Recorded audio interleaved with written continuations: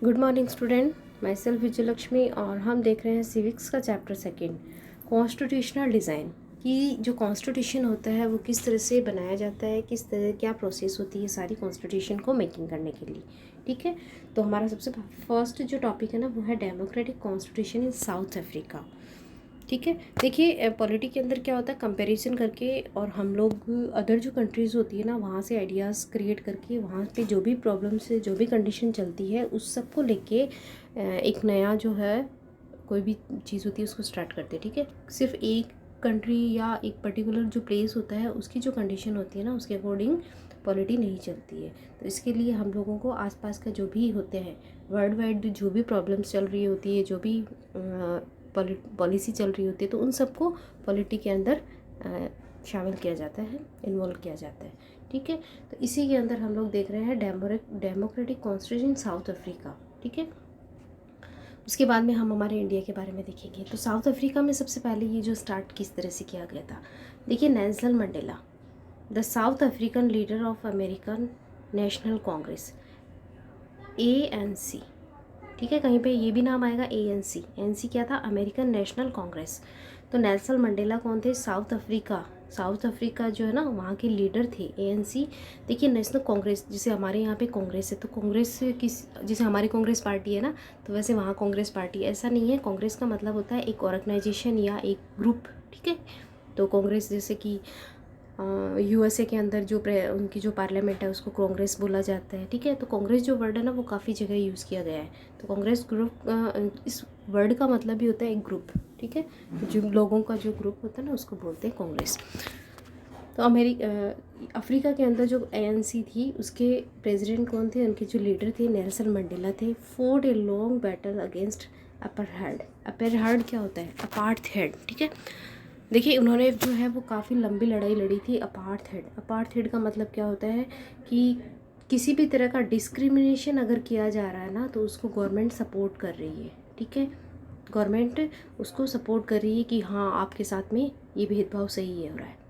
जैसे मान लेते हैं एक एग्ज़ाम्पल के अंदर साउथ अफ्रीका के अंदर ये था कि जो कलर के थे, रेस था ना, कलर के हिसाब से, नस्ल के हिसाब से गोरे और काले की लड़ाई थी वहाँ पे।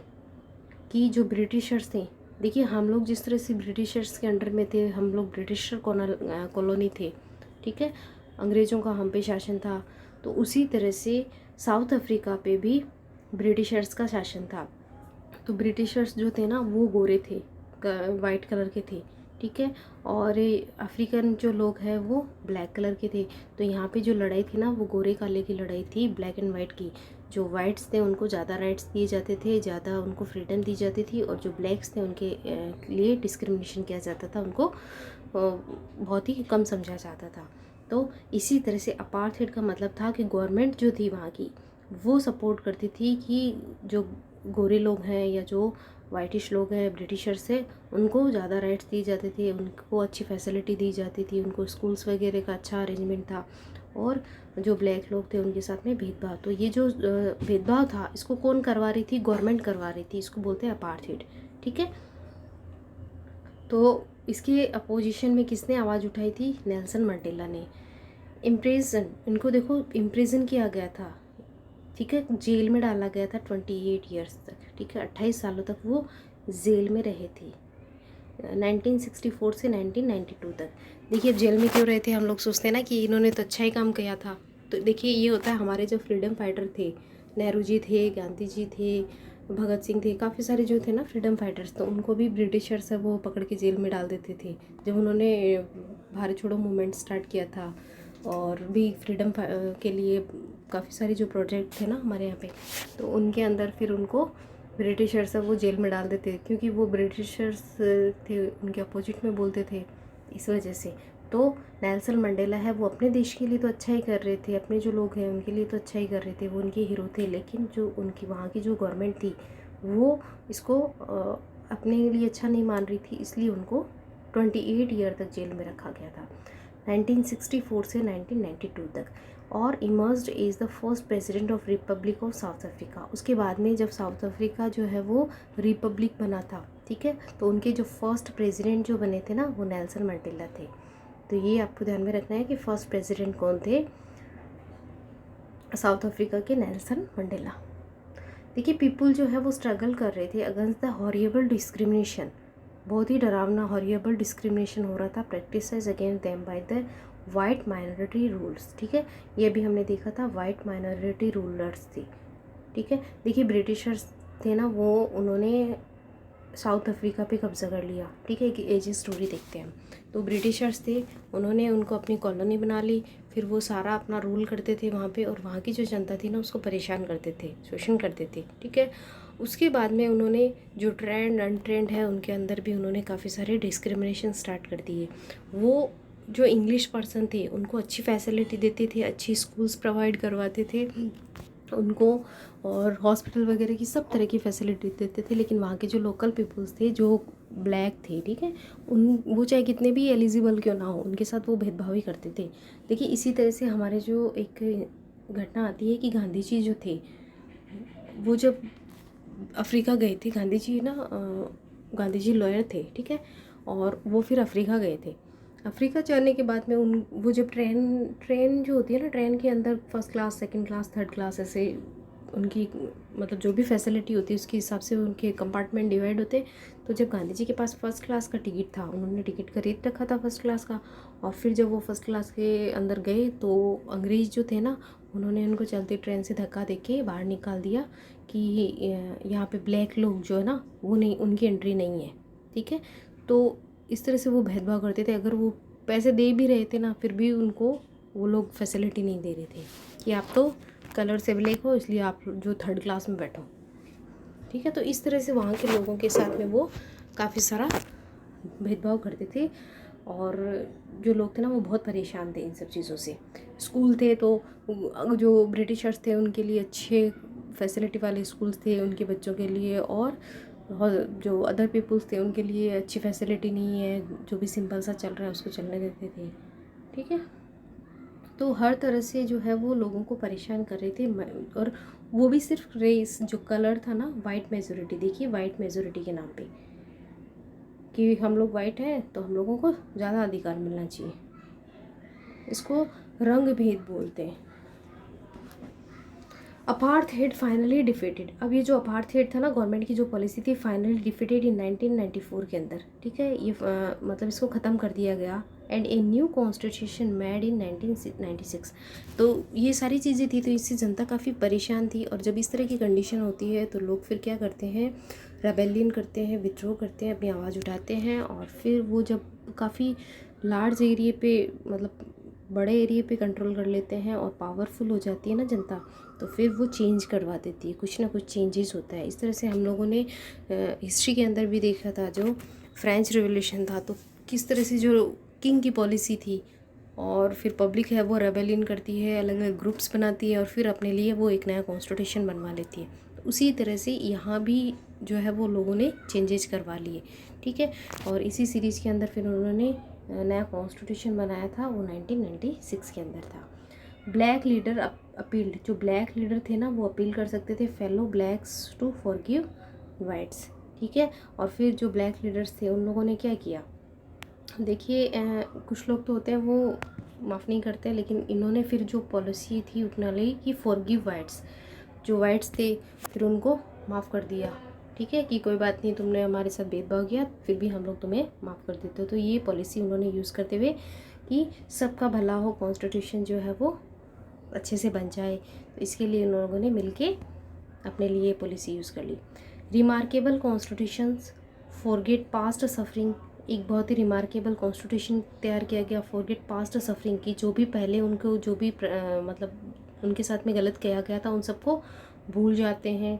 साउथ्स कोऑपरेशन, और एक दूसरे का साथ करते हुए of all races which makes South Africa based on equality, democratic value and social justice. ठीक है, इनके साथ में इतना बुरा मतलब व्यवहार किया जाता था। 28 साल तक के जो नेल्सन मंडेला है उनको जेल में डाल दिया गया, फिर भी उन लोगों ने क्या किया कि कोई बात नहीं, मिल के हम लोग अच्छा सा एक मिल के हम रखते हैं, जो भी उनके साथ में डिस्क्रिमिनेशन हो रहा था रेस के नाम पे उसको छोड़ो, और एक नया जो है वो कॉन्स्टिट्यूशन तैयार करते हैं, और जो पूरी जो कंट्री है वो मिल के रहते हैं। ठीक है, तो किस पे थी, इक्वलिटी पे। इक्वलिटी, सारे जो लोग हैं वो मिल के रहें, समान है, डेमोक्रेटिक वैल्यू है। ठीक ठीक है, और सोशल जस्टिस, सभी जो पर्सन है उनको सोशल जस्टिस मिलना चाहिए। तो ये फिर उन लोगों ने एक नया कॉन्स्टिट्यूशन तैयार कर लिया। तो ये जो सारी कंडीशन थी ये अफ्रीका की कंडीशन थी, ठीक है। तो इसी तरह से देखिए हम लोग हमारे इंडिया के अंदर भी एक थोड़ा सा देख लेते हैं कि इंडिया के अंदर जो ब्रिटिशर्स थे उनका शासन था। उसके बाद में वो ब्रिटिशर्स थे वो यहाँ के लोगों के मतलब बहुत भेदभाव करते थे। आप लोगों ने पुरानी जो मूवीज़ वगैरह भी देखी होगी, किस तरह से ब्रिटिशर्स थे यहाँ के राजाओं को परेशान करते थे, यहाँ की जो जनरल पीपल्स हैं उनको परेशान करते थे। फिर जो लोग हैं वो फ्रीडम फाइटर्स बन जाते हैं। तो वो सारी चीज़ें आप लोगों ने देखी होगी। उसके बाद में वो लोग भी चाहते थे कि हमारी भी गवर्नमेंट और हम हमारा यहाँ पे शासन करें। इसके लिए फिर हमारे इंडिया में भी एक कॉन्स्टिट्यूशन बना, ठीक है। तो ये सारी जो सिचुएशन होती है ना ऑल कंट्रीज़ की लगभग सेम होती है। We need a constitution. अब ये है कि देखो कॉन्स्टिट्यूशन बन गया तो कॉन्स्टिट्यूशन जो होती है ना उसकी क्या ज़रूरत होती है, ठीक है। कॉन्स्टिट्यूशन क्यों होना चाहिए? Every country draft its own constitution. हर जो देश होता है वो अपना कॉन्स्टिट्यूशन बनाता है। एक कॉन्स्टिट्यूशन ऑफ ए नेशन, देखिए कॉन्स्टिट्यूशन क्या होता है, is set of written laws, ठीक है। ये बहुत इंपॉर्टेंट लाइन है। Set of written laws accepted by peoples living together in country. जो भी उस देश में रहने वाले सारे जो लोग हैं ना वो उसको एक्सेप्ट करते हैं, ठीक है। और कॉन्स्टिट्यूशन क्या होता है? Set of written law. Written के अंदर जो भी हमारे लॉज बने हुए हैं ना उनको रिटन में लिखा हुआ एक सेट होता है, एक बुक टाइप में होती है जिसमें सारे रूल और रेगुलेशन लिखे होते हैं कि कोई भी मतलब पर्सन है वो कैसे वर्क करेगा, हमारी गवर्नमेंट कैसे वर्क करेगी और लोगों के साथ में किस तरह का बिहेव किया जाएगा। ये सारा का सारा कॉन्स्टिट्यूशन यानी एक बुक में लिखा जाता है। उस बुक को हम कॉन्स्टिट्यूशन बोलते हैं, ठीक है। तो देखिए ये क्यों होता है, क्योंकि देखिए मान लेते हैं 5 ईयर के लिए गवर्नमेंट का चुनाव होता है तो ये भी हमारे कॉन्स्टिट्यूशन में लिखा हुआ है कि 5 साल के लिए कोई जो है वो गवर्नमेंट बनेगी, ठीक है। नहीं तो सब अपनी मर्जी से चलते रहेंगे। प्रेसिडेंट का इलेक्शन करना है, ठीक है। तो ये हमारे कॉन्स्टिट्यूशन में लिखा है कि प्रेसिडेंट की एलिजिबिलिटी क्या होनी चाहिए, कोई भी पर्सन है वो प्रेसिडेंट बनेगा इसके लिए उसकी क्या क्या बाउंडेशन होनी चाहिए, क्या क्या लिमिटेशंस होनी चाहिए, ठीक है। तो नहीं तो हर कोई कह देगा हाँ मैं भी प्रेसिडेंट हूँ, है ना। तो इस तरह से नहीं होता। सारी जो कंट्री है उसके सिस्टम को चलाने के लिए रिटन फॉर्म के अंदर लॉ जो होते हैं ना उनको लिखा जाना बहुत ज़रूरी होता है, ठीक है। इसीलिए वो जो सारा सिस्टम अच्छे से चल पाएगा। नहीं तो फिर सब लोग अपने अपने आप को पावरफुल बनाएंगे, अपने आप को बताएंगे, कोई एक दूसरे का कहना नहीं मानेगा। गवर्नमेंट कुछ कह रही है, पर्सन जो आम ऑर्डिनरी पीपल्स है वो कुछ और कह रहे हैं, तो फिर कैसे चलेगा? तो ऐसे काम नहीं चलता है। तो इसके लिए रिटन फॉर्म के अंदर होना ज़रूरी है। लिखी हुई चीज़ है हमारे जो कॉन्स्टिट्यूशन में उसमें आर्टिकल्स दे रखे हैं 395, तो उनके अकॉर्डिंग हर चीज़ लिखी हुई है कि कौन सी गवर्नमेंट किस तरह से वर्क करेगी, किस तरह से इलेक्ट होके आएगी, किस तरह से जो पब्लिक है वो अपनी मांग रख सकते हैं। It's a generate trust and coordination. इससे ट्रस्ट बनता है, भरोसा आता है और कोऑर्डिनेशन बना रहता है। देखिए अभी हमने समझा ना कि गवर्नमेंट और जो पब्लिक है उसके बीच का रिलेशन है वो अच्छा रहता है। It's specify how a government should be constitute. ये बताया जाता है कि कोई भी जो गवर्नमेंट है वो कैसे कॉन्स्टिट्यूट होगी, कैसे काम करेगी, ठीक है। It's lay down limits on the power of government.